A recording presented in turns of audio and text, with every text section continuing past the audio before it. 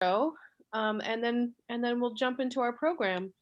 This is fabulous to have everybody from around the globe, and that is the one silver lining to our pandemic times is that we can join virtually with people. You said tonight, Karen, that we have people from Seattle, Mexico, New York, Berkeley, Vermont. It's amazing. So welcome everyone. Thanks for coming. I'd like to thank the Kellogg-Hubbard Library for hosting on Zoom. And my name is Samantha, and I work for Bear Pond Books. So this is a collaboration between Bear Pond Books and Kellogg-Hubbard Library. So thanks for joining us.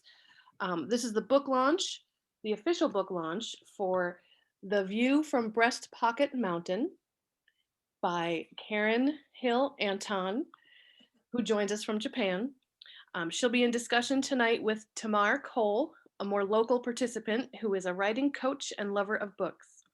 A few housekeeping items. You should be muted upon arrival into Zoom.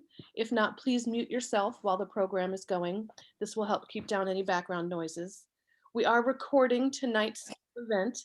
If you do not wish to have your face recorded on the camera, please make sure your camera is off, and then that will take care of that. The video will be shared on social media, on the Kellogg-Hubbard Library and Bear Pond Book websites and newsletters, so look for the video there. Tonight, Karen will briefly read from the book, and then we'll be treated to a lively interview between Karen and Tamar. And then we'll open it up for questions from the audience, and you can type your questions into the chat box. I'm going to drop the link for Karen's book in the chat box. This is for two reasons. One, so you can see how the chat box works, and two, so you can click the link if you're so inclined to purchase the book. It will help support our author and help support your favorite independent bookstore, Bear Pond Books in Montpelier, Vermont. We ship in the US. Unfortunately, we don't ship outside of the US. So there's the link in the chat box. I'm going to let you know about the book a little bit. I just started reading, and as I was telling Karen earlier, it's quite a page turner. It's a fascinating read. I'm only on page 20, and so far, so many things have happened in Karen's life. I can't even imagine what's going to happen in the rest of the pages. I'm excited to survive. well, I'm glad to see that. It's so clearly written. The writing is honest. I love how, she's writing about overcoming traumas. She's questioning roles like motherhood. She's overcoming bias in the schools. And like I said, this was just the first 20 pages. So there's a lot more that's going to get uncovered as I read on, and hopefully Karen will talk about it. For those of you who've read the book, you probably have questions, and I hope that everybody picks up a copy of the book to support the author.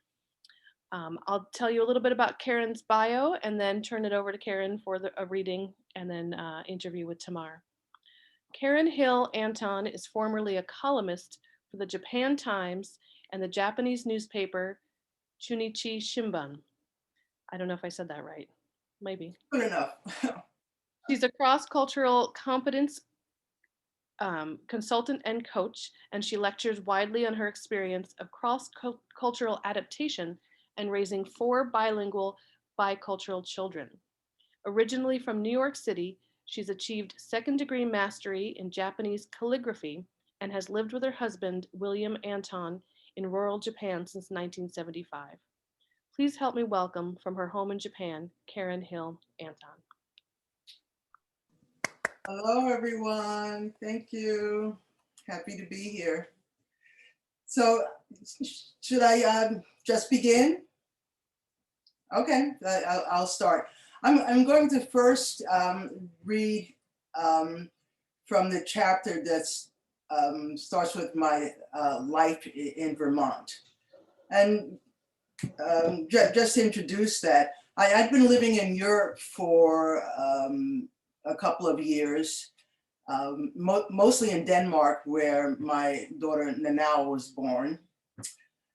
And later I was living in Switzerland, and that's when my good friend Tamar here came to visit me, bringing her daughter Christina. And I was at a bit of a crossroads, not sure what I would be doing next, where I would live, where I would move. And this is when Tamar said, and I remember exactly her words all of these years later, you should come to Vermont. You'd love it there.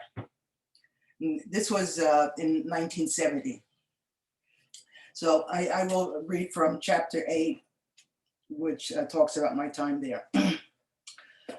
I was going to have to put a life together in this new place, Vermont. First, I needed to find somewhere to live and get a job. I hardly knew which priority was the more pressing, but I'd arrived at the start of the Vermont winter, and it was soon evident that dealing with extreme cold would be my first big challenge. I'd spent the previous 2 winters in Denmark and Switzerland and had more than a passing familiarity with cold, but this was different. That first winter in Vermont of 30 degrees below zero temperatures was you'd better have your act together weather, and I didn't. It wasn't just that you needed a warm home, you needed a house that didn't lose heat. Wood stoves had to be fed, and your wood had better be cut and stacked or cords ordered and delivered well before the snowbound roads were impassable. That a unit of cut wood was called a cord was news to me.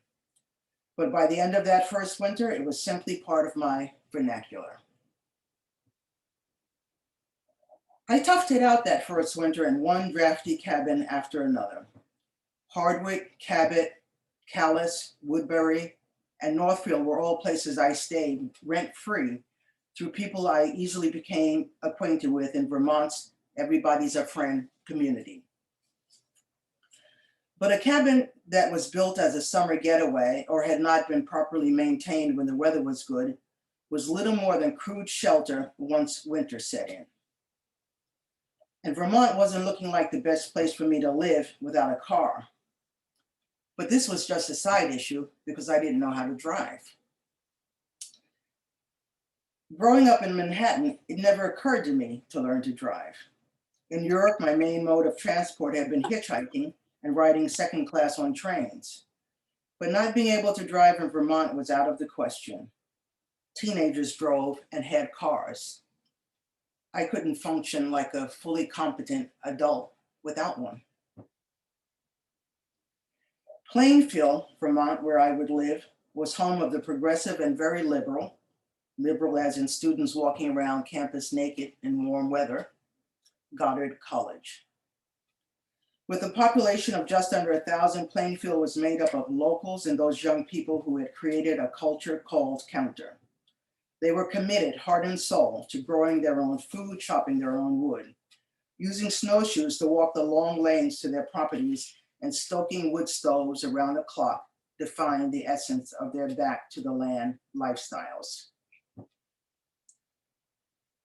And these back to the earth folks were enthusiastic consumers of the locals' farm fresh produce.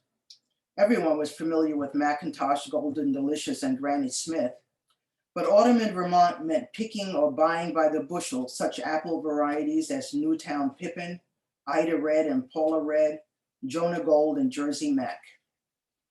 The Vermont cornucopia presented endless opportunities for the newcomers to seriously deliberate over abundant squash, confidently asserting buttercup was sweeter than butternut, and offering recipes for the best way to roast acorn squash.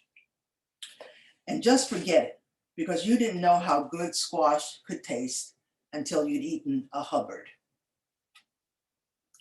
Growing up, I'd never seen a squash in our house. I'd never eaten Swiss chard. We ate lots of corn on the cob, my childhood favorite.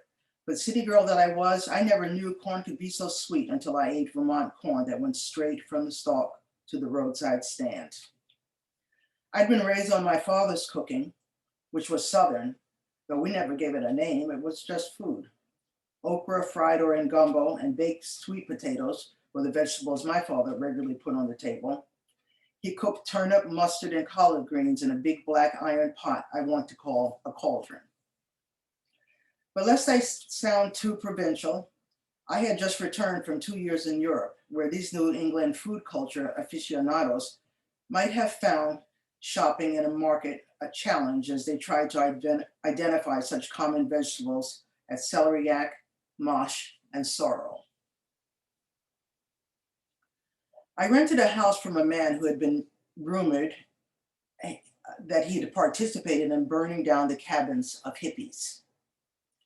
He sure looked an awful lot like Joe, I thought, from that scary movie my brother Johnny took me to see almost as soon as I'd stepped off my Pan Am flight from Paris. In the movie, hippies were hunted, and now here I was practically in hippie headquarters. But I needn't have worried about being shot by hippie haters. By the time I settled in Plainfield, it appeared a truce had been brokered between the locals and the peace-seeking hippies. That made sense. After all, the locals could sell or lease land as well as rent houses to them. The Joe who rented to me had a thick red neck and a rifle on a rack in his pickup. He lowered my rent by $20 a month, put in a new stove and refrigerator, and regularly checked to see if I needed anything. I think he was concerned because I was a single mother. He was a kind man. That finishes the part on Vermont. Should I just continue on, or yeah? Okay. Do you have another piece to read? Yes. I thought I would read a very brief part from our time in Afghanistan. Yeah. And just to briefly introduce that, my husband Billy was invited to study in Japan at a martial arts and yoga dojo. And instead of flying directly to Japan, we went first to Europe and bought a Volkswagen Bug in Amsterdam and toured most of Western Europe, and then drove border to border across the former Yugoslavia, Bulgaria, Turkey, and Iran. And this chapter begins as we cross the border from Iran into Afghanistan. After going through customs, we drove into Herat in Western Afghanistan. Karen, maybe this is all a mistake, I heard Billy say. He wasn't looking at me, but at the street. What do you mean? What do I mean? Look around. Our car was one of only a few on the street. Riders on horseback galloped by us with robes flying, kicking up dust from the unpaved road. We could just end our trip here and fly straight to Japan. He was serious.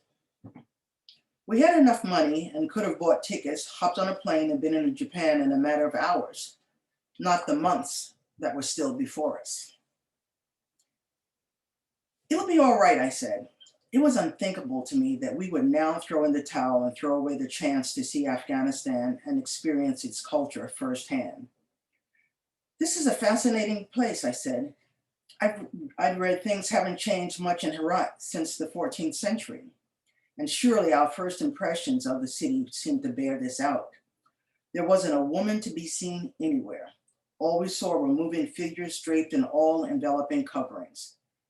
The faded blue burqa, as we would soon learn it was called, provided just a net for women to see out. No one could see in. This is an adventure, I said. Let's get into it. But it was clear Billy experienced this whole adventure differently. He was our protector. A little 20th century perspective would have suited him fine. Women and girls who wore clothes, not shrouds, whose faces could be seen, would have been welcome.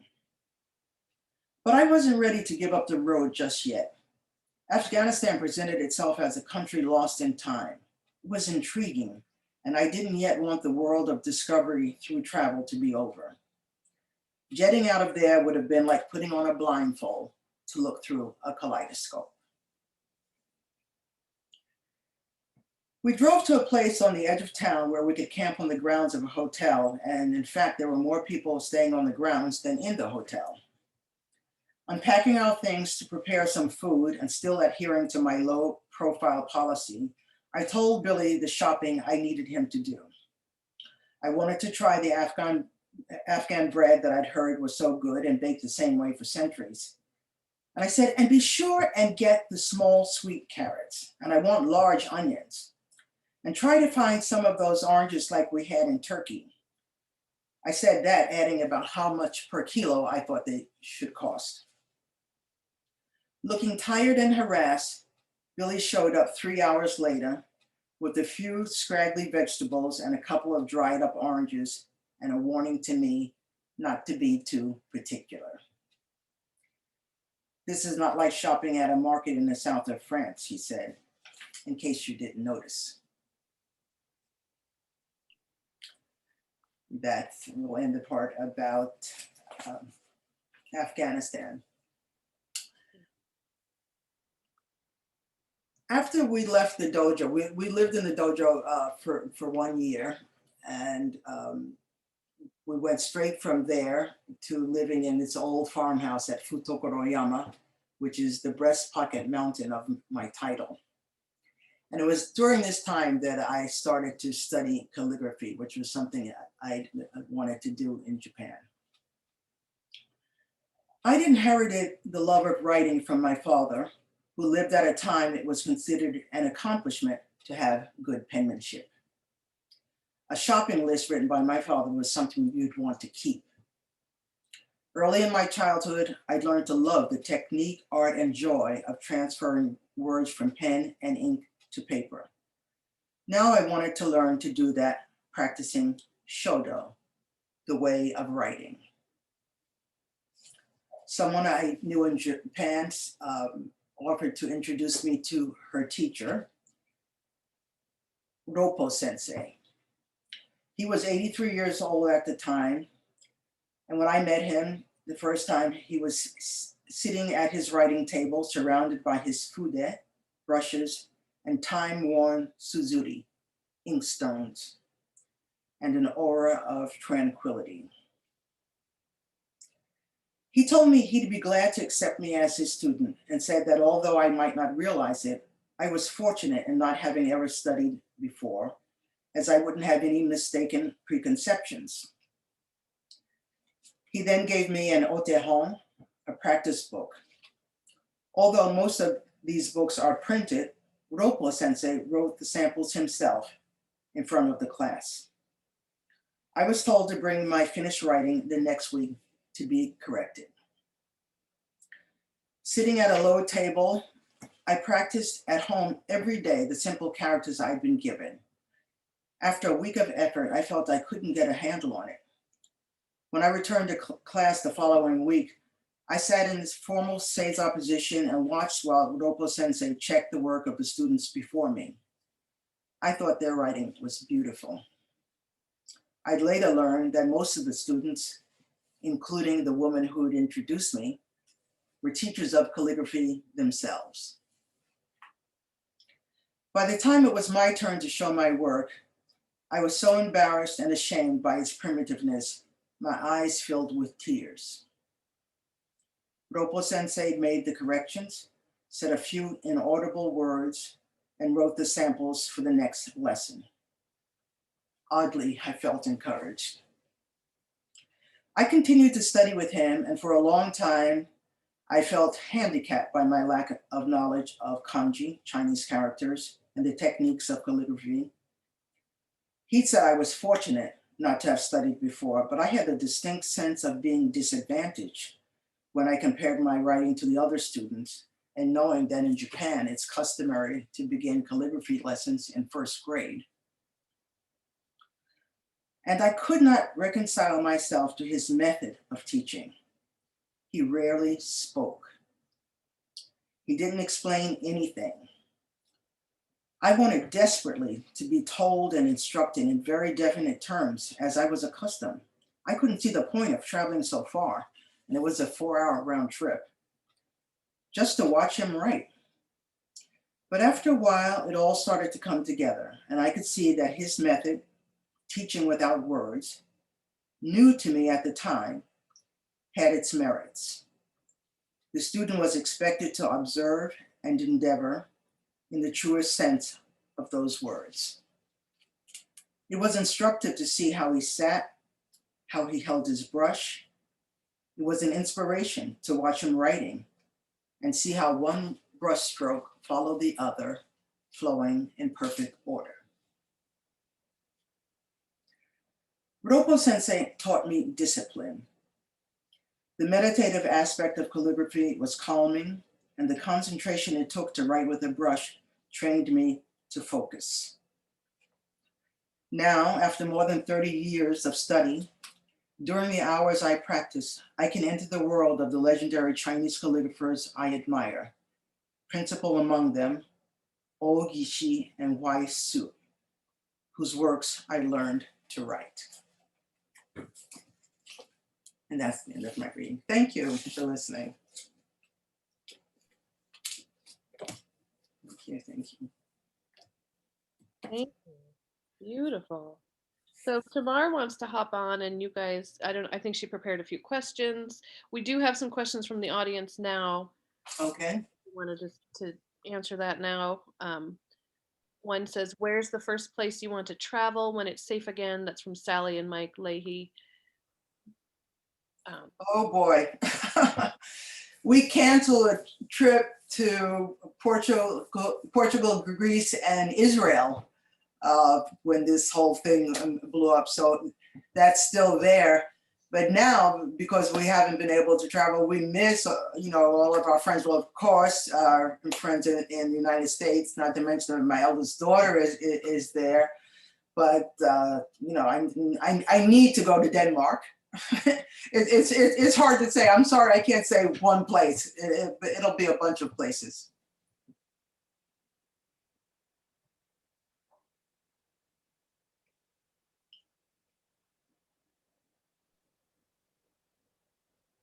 Oh, there's another question. Dorian B says, hi, Karen. How do you remember so many minute, specific details with such clarity? Right. Hi, Dorian, who was also in Japan. Yeah, that's, people have asked that, and no, I did not keep a journal. Oh, hey, Dorian. I didn't keep a journal or a diary. I think one, I have a good memory, and just, anyone who's done a memoir, and I know, for example, Christola Phoenix has been writing a memoir, that when you dive into that place and go back to, those, it's not just memories. It's like I think you're able to go to those places and those times in your lives. And then if you want to, you can see it, but if you want to bring the reader in, you're going to have to provide them with details. And yeah, I started, seeing the things I needed to, our, tenement kitchen, or my dolls, or the library cards I made for them, all sorts of things. And those were some of the earlier things that I wrote about in the memoir.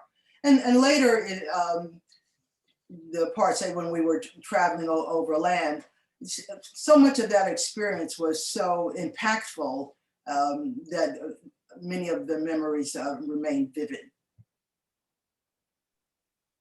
That makes sense. Was there an element of maybe recreating too, especially when there's dialogue? I find that There is. Of course, I don't remember the exact dialogue, of my father speaking when I was 12 years old, but I know how he spoke, and I know how that conversation went. And I would say I reproduced it faithfully. I didn't make up anything. I didn't have to. That makes sense. That's a good question. There's another question from Susan Ritz. What got you to go overseas in the first place? And also, can you tell us about your publishing journey? Okay, first question. The first place, and readers of the memoir will know that I went originally when I was 19, and just I think I was inspired in some way by having taken an art history course in high school. It was offered the first time my last year in high school, and I really thought, I want to see these great works of art in their home, at the Louvre, at the Rijksmuseum, at the British Museum, etc., the Prado.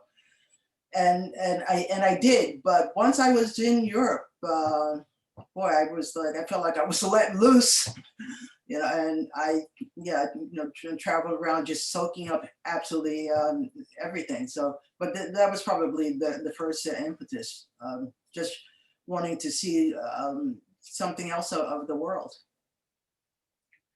And the second part of the question? The second part was tell us about your publishing journey. I don't know if you'll call it a journey. Let's just, that's an update report. Don't ask me while that's doing that. Yeah, once I had completed the book, and when I would say, and before, oh boy, it's almost like I don't even know where to start, but I'll try and start. First of all, I hired a book consultant who I would say helped me like get the memoir out in front of myself. I had started it years ago. And it was actually a publisher that had been interested in it. Brought me up to Tokyo twice, wined and dined me. Then the editors changed. They dropped the project like a hot potato, and I just kind of then forgot about it. But then I decided it was something I wanted to do, so I hired a book consultant. I later went to a writers' conference where I could have the manuscript vetted, and happy to say it won the award for most outstanding nonfiction in the memoir category at this conference in San Diego. I then hired a developmental editor, a copy editor, a proofreader, a formatter and producer of the book, a book cover designer. It was a process. It was a process, and I don't know if part of the question is, did I have an agent? I did not. I got short shrift, I would say, from agents, and I just decided I wanted the independence of publishing myself. I didn't want to be put on their schedule. I'm not 25 years old. I'm not even 50, as you all know. And I wanted to get it moving. And fortunate for me, Tamar, my good friend here, and introduced me to Catherine Guare, who is just a phenomenal person getting a book done. And it was Catherine who had said she wanted to help me get my book in front of readers. And that's what was important to me. Not to get on the bestseller list, not to sell a lot of books. I almost say I could care less about it. That's not true. But I wanted people to read it. And, Catherine said a schedule. We kept to it and got it done. I don't know if that answers Susan's questions. She can email me if she has more. I think that's important to hear. It's especially important to hear. I think people don't realize how many steps and how many people are involved, from editors to proofreaders, designers to a lot of people. Yeah. A lot of people. And I would say anyone else who wants to do it independently, that it makes a difference whether it looks like whether your book was, produced in your backyard, and not to denigrate people, who are able to do it, or if you really, it's like you want to do it professionally, and not in terms of being slick, but you want to respect your readers really, and put out, what's I would say your best effort.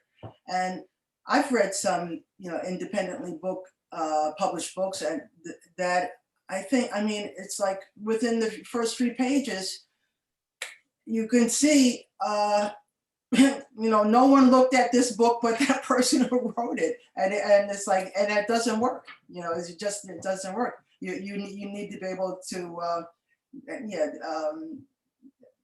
have other people involved. And you need objective feedback, whether you like it or not. You need to be able to listen to some of it. Yeah. That's really good advice. Another question from David Wagner. You've lived most of your life in rural Japan. Why do you prefer that to, say, Tokyo or Osaka? And will you live your remaining life there? Okay. First, I wouldn't say that I prefer it to Tokyo. If I could live in Tokyo right now, I would be living in Tokyo right now. But that would require a whole lot of money because I would really want to be living in the style that I like to be accustomed. And since that's impossible, I stay right where I am. We originally came to the countryside because we knew we wanted to raise our children in this environment, the natural environment, not in a city. Now, of course, all of my children are grown, living their lives around the world in Tokyo and Stockholm and in these places, and here we are in the country. But right now, while there's this pandemic, this is a great place to be, the middle of nowhere. Middle of nowhere. I wouldn't say we're not concerned about the pandemic because we are and we're cautious, but we don't have any numbers around here of people being infected, and well, knock on wood, because it could happen. But yeah, and about living the rest of our lives, where else am I going? We have a house, fully paid. I can't see that we would go anywhere else. Absolutely not. Nice. I'm glad that you're in a safe space. We feel like that a little bit in Vermont. Yeah, Vermont, it's definitely good. The numbers are creeping up, but Yeah. it pretty much felt like, especially if you're out in the rural areas. I'm right in Montpelier, so it's like the big city or the little city. Burlington's the big city. Right. There are some more comments and questions, although I know that we had Tamar on to do some questions with you. So I'm not sure, Tamar, if you wanted to jump in or if I should keep. I think, people are asking great questions, and Okay. some of them are the things I was gonna ask. Okay. I think it's up to you and Karen, but I can go anyway. Tamar, do you want to read some of the questions from the chat box? Do you see the box? Oh, I don't want to read the questions. You do that. Okay. I'll keep going. There are some comments. Theodore Life says, "Hi, Karen. I'm late joining the room coming out of class." Hi, Reggie. Patricia Carlin says, "Hello, Karen. Greetings from Kalamazoo, Michigan. Love your book. Did you know who John Denver was when he stayed at your house?" Yeah, I knew who he was. And hi, Patricia. Good friend. Absolutely love her. I hope she can come on at some point. I heard his name, of course, but as I write it in the book, I told him, when he came to stay at our house, I know who you are, I know you're famous, but honestly, I couldn't name any, even one of your songs. And he said, "Oh, really?" He said, "What about Jet Plane?" And I said, "Oh my, I love that song." And then he named Country Roads and Sunshine on My Shoulders and these other things. So then I knew who he was. Yeah, absolutely. Dorian B says, "Have you thought about whether your journey, the literal travel, would be possible today? It seems like a very different world in a different time." No. Certainly not across Turkey, Iran, and Afghanistan. And later, we were in Pakistan. Well, yeah, Pakistan, India. India, I'm sure it's safe enough to travel, but I wouldn't travel overland in Pakistan now. Absolutely not. No. Yeah, it definitely is a different world. Yeah, it is a completely. And now, we're still in the middle of the pandemic, but we don't really know what it's going to look like. Right. We may be using masks for quite a long time. Right. Well, and pandemic aside, just in terms of, I wouldn't say Americans only, but foreigners going to some of these countries, it would not be smart to try overland in Afghanistan now or Iran. And nothing against the Iranian or Afghani people, but things are such that it could be, yeah, life risking. Comment from Dorian that that we can't travel like that is sad. Yeah, Yeah, yeah, a yeah. certain Let's quality. hope things will change. Well, they will change, that's for sure. And let's hope they'll change for the better. Can Literally. I have a thing that I was going to ask you that I think, so Japan is known, is an extremely homogeneous culture. And I think a lot of people in America would wonder, how do foreigners fit in? And or not? And did that take time? Is that a slow process? How did that go? Right. Yeah, as you say, it is an extremely homogeneous culture. Things have changed quite a bit there. People often ask me, what's the biggest change you've seen in Japan in the 45 years we've been here? And I, without a doubt, would say there are more foreigners. They're just quite a few. Certainly nothing like you'd see in the United States or in Europe, but still there are quite a few. There was a time when we first lived here, if we went into the city of Hamamatsu and saw another foreign person, you'd go accost them. You wouldn't even think twice about it. It's just like, hello, who are you? And it's like, do you speak English? Or, what's your name? Why are you here? Come to my house. You can stay. You can, it's like have dinner. You can take a shower. Whatever. But now it's like, foreigners, will pass you in the street and not bat an eye because, it's relatively common. But I think, for any foreigner, you're pretty much going to stand out in Japan. Not so much in Tokyo or Osaka now, or Kyoto, but where I live, there are, actually now, a few years ago, Japan changed its immigration laws. So South Americans, particularly Brazilians and Peruvians who had Japanese ancestry, could get visas to live and work in Japan. So there are now, some of those foreigners, but they're not visually different. They may just look Japanese, but they're Brazilian, or Peruvian.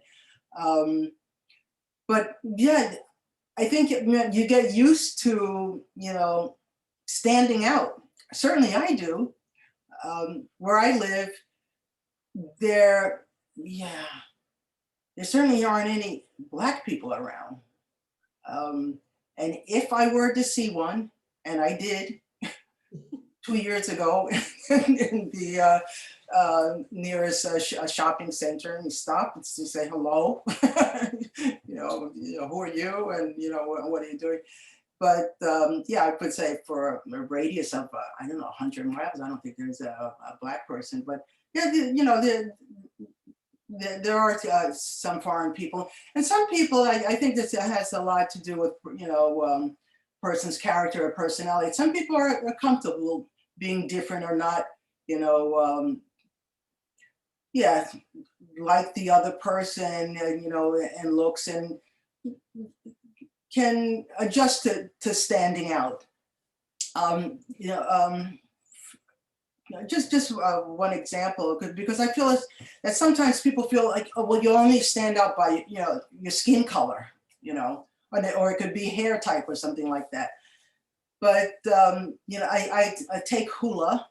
I do a hula class that I absolutely love, and when I'm in this class, and it's all Japanese ladies, we're about 14 or 15 of us, plus the teacher, what I notice is that I'm taller than everyone. I always am. And I'm not even very tall anymore. Since I'm this age, I'm starting to shrink. But any photograph that I have, that we have in our family albums, et cetera, when I'm in a group with Japanese women, if it's the PTA or the Children's Association, or some group that I spoke with and we took a picture afterwards, I am always the tallest one. So that could be the reason for standing out. It's obvious I'm darker complexion. It's obvious I have dreadlocks. I mean, these are things that are just clear. And yeah, it's I feel like I could be uncomfortable having a dark complexion. I could also be uncomfortable, you know, I wouldn't say towering over everyone, but being always the tallest person.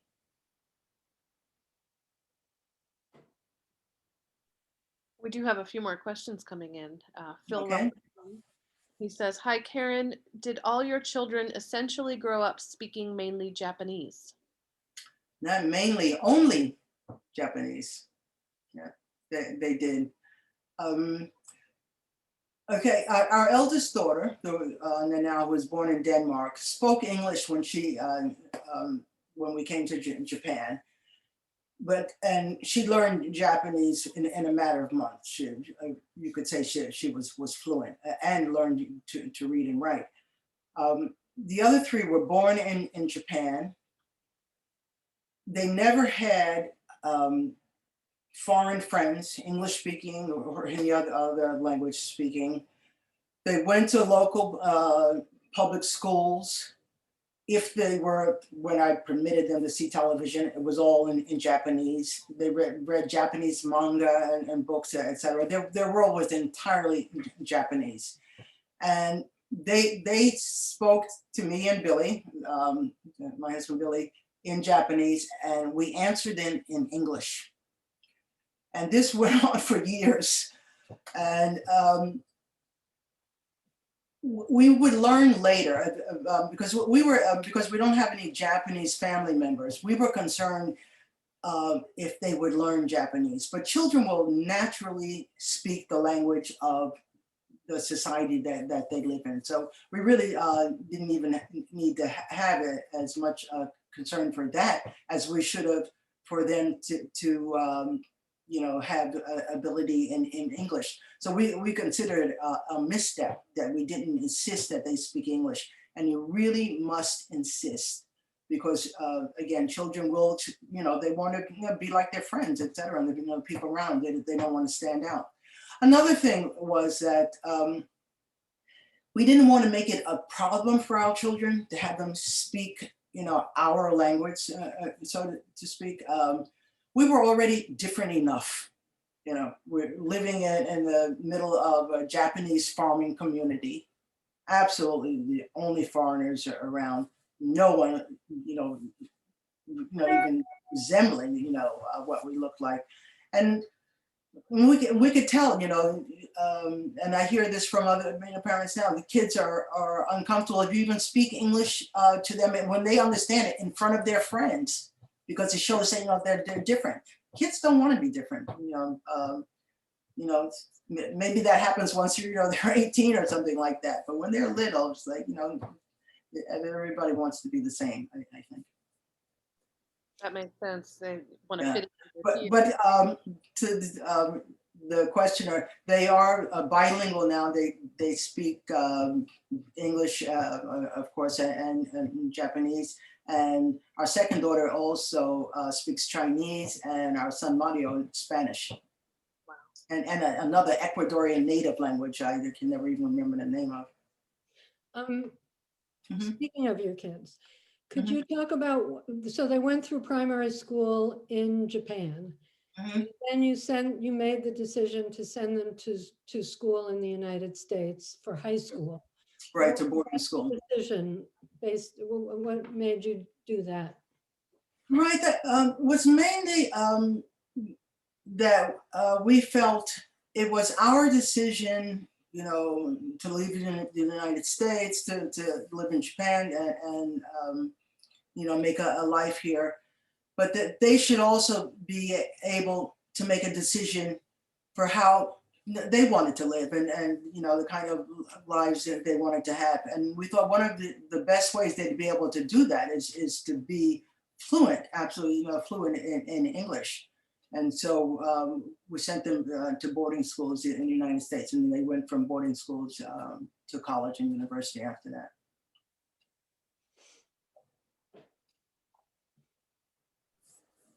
So there is another question. This kind of goes along with all the cultural parts of your life. It says, it's from Dorian B. Is there a way to describe how your newspaper columns in Japan Times and Chunichi helped with cross-cultural understanding, especially among Japanese? That helped me or helped the readers, or I'm not sure. I was thinking, hi Karen, I'm here, sorry. I'm eating dinner and I don't want you to have to watch me eat dinner, but I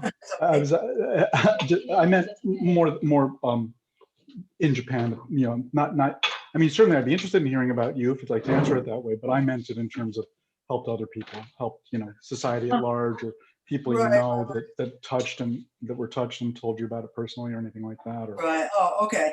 Yeah, actually I've heard since the book has been published, but also while I was writing the column, that many people felt that I was able to voice a lot of what they were going through in terms of their cross-cultural adaptation, and being able to read my columns and have me be open about the experience, either the difficulties or the humor, the humorous aspects of some of it. So I think it was helpful in that way to people.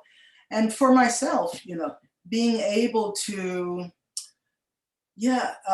chronicle really my experience and share it with other people, with an unknown audience, what was very helpful to me, especially as I was living so far from other people. And it's not like I couldn't get together and talk with people or like work things out in that way. So in a lot of ways I was able to express the joys, the difficulties, the happiness, the sadness, many different aspects of my cross-cultural life through writing my column. Nice. There's another question, Stephanie Prince. Did you miss having cheese after having lived in Europe? When I was in Kyoto, I once gave a small block of cheese I got in a Western style department store to my Japanese friend, who gave it to his mother, who used it as soap on one of Yeah, I would say missed it so much. I mean, you get used to things, but say if we went to America or Italy or something, would come back, with these things in our suitcase, and including peanut butter and olive oil, or split peas, black-eyed peas, all of these things. But now these things, hey, it's a new world. So we can get anything you can get, just about, not everything, but a lot, But I would say that I missed it so much. I'll tell you, if you miss too much, you'll just be miserable. I was living, way out in the middle of nowhere. I mean, really far away, and you have to make do, accept, and live with what you have. And certainly, there's nothing wrong with Japanese food. I'm sure all you sushi lovers know. Not that we were eating sushi every day, to say the very least, but Japanese cuisine is absolutely wonderful. So we were happy with that too. Yeah. I think that might be the last question I have in the comments. Okay. People are welcome to put more questions in. If Tamar had another question, you can keep going. It's been really fascinating, the breadth of your experiences, of your life. I feel like you probably could have written more than one book. Yeah, some people are already asking me for a sequel. Not so fast. I got to get this book off the ground still. But one of the things you write about is the whole culture in Japan of families living together and relying on one another, and cooperation and responsibility to family and neighbors and community. Mhm. And you were there as a nuclear family without grandparents, without that extended family. And in the book, you recount how you compensated for that with people in the community. And I wonder if you want to talk about that, how different it was for you to be a nuclear family in this Right. culture of extended family. Well, especially, yeah, when we were living at Tokoroyama Breast Pocket Mountain, we were, without a doubt, the only family that could be called a nuclear family. You know, the mother and father, yeah, children. Every other family were multi-generational, easily parents, grandparents, sometimes great-grandparents. And you know, aside from, you know, the help, you know, being able to help one another, someone is in the field, someone else is making the meals, you know, people can be looked after if someone is ill, you know, there's always someone to fulfill, you know, the role that's needed.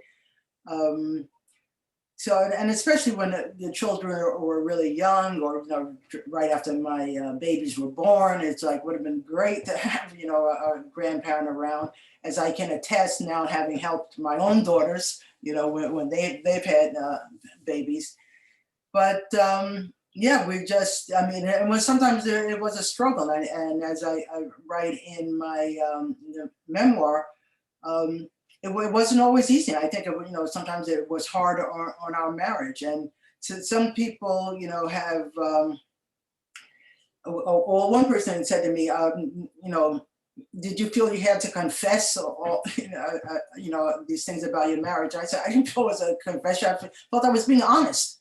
You know, what I didn't want to just present a picture of, you know, we were just always the happiest, coolest couple in the world, and never had a problem. Sometimes it was difficult. It was difficult, and you know, for different reasons. But I think, you know, having young children and not having support was also, you know, played a big part in it sometimes.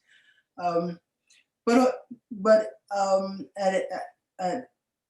I'm not sure where in the book I write about this, but you know, I did my best to participate in the community and to. It was not so much just like make friends, but make connections. You know, I wasn't, you know, I wasn't a recluse. I didn't. It was like, oh, it's just me and my children. It's like against the world or whatever. I reached out, and as everyone finds that often when you reach out, people, you know, respond and you know, are helpful in the ways that they can, and you know, can offer you even some support so you don't feel quite yeah, so isolated, I would say. Yeah, I think it's in the book, or maybe where there was a grandparent school event, and where you invited elders. Right, of the right, right. community. Actually, I think you listened to that on the podcast. Oh, that's a beautiful story. Yeah. yeah, well, and to repeat that, because I think actually I took it out of the book, but anyway, that yeah, our daughter Mia was in a recital for the kindergarten, and I knew every grandparent in the area would be there. Yeah, absolutely, everyone. And of course, we did have grandparents to go. And I just thought that I would invite three of my neighbors of grandparent age, Arai-san, Oi-san, and Otani-san. See, you know, if they would like to come, they would actually be taking off a day from their farming. And they all agreed and you know, said they would come. And I remember I was in the yard with them at Arai-san's home when I invited them. And they all said, kimono will be warm. that it would be, a good time to wear a kimono. And this often happens in Japan, that with little or no instruction, and often none, agreement is made, and then everyone shows up just as they should be. And they wore a kimono. They came to the recital, and I have a photo of that time, and I wanted to put it in the book, but it's so out of focus that it really wouldn't have looked good. But I just feel it was a precious moment really to have their participation, and I felt that it was a type of support. So I was very happy about that.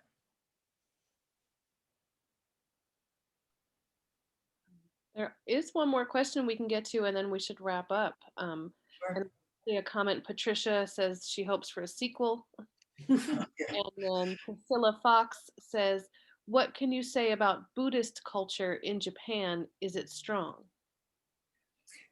It may be. I'm not a Buddhist. Stephanie probably could tell you more about that. It is. It's part of the culture. No one walks around saying I'm a Buddhist, but everyone in Japan knows that for certain rites of passage, it will be a Buddhist ceremony. Say all burials are Buddhist. All weddings are Shinto. Many of the kindergartens are run by Buddhist temples. Our second daughter went to a Buddhist kindergarten. It's just, it's really part of life. I write Buddhist sutras all the time. I mean, in calligraphy, just as part of my practice. It's part of life, but not. Certainly not oppressive. I would say no one's going to say, "Are you a Buddhist?" or "Have you been saved?" or whatever. What are you practicing? That's your business. Whatever it is. May I pitch in please. one little thing? First of all, I know that there were many, when I was living in Japan, there were the emergence of many new religions. Yeah, that's true. Many. And then I did hear this, and while I was in Japan, or maybe after I left, that people are born Shinto, marry Christian, and die Buddhist. That those kinds of ceremonies can be asked, even if you're not Christian or even if you're not Buddhist, but that would possibly take place. Those rituals would take place. And I will add that often weddings are Christian and Shinto, both. The first have the Shinto ceremony at the shrine, and then change into and that's in a kimono, then change into a white fluffy dress, and have it's like a phony priest. And then really they are not priests. They're just like, they'll be a foreign person, and they'll put a robe on or whatever, and they're paid handsomely to do this. And and in a phony chapel, and that's also part of the wedding ceremony.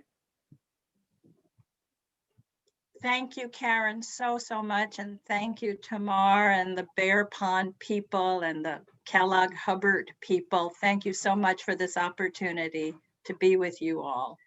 Thank you, Stephanie. Thanks for joining. Well, thank you for coming. I'll put in the book link so you can learn more about Karen's book or buy it at Bear Pond Books. And I really hope everybody keeps in touch with Karen. I think this has been a great event. It is so wonderful to have everybody from around when you're doing a virtual book launch. Karen, good to see you and hear you again. You as well, Felix. Yeah. Thanks for joining all the way from Mexico.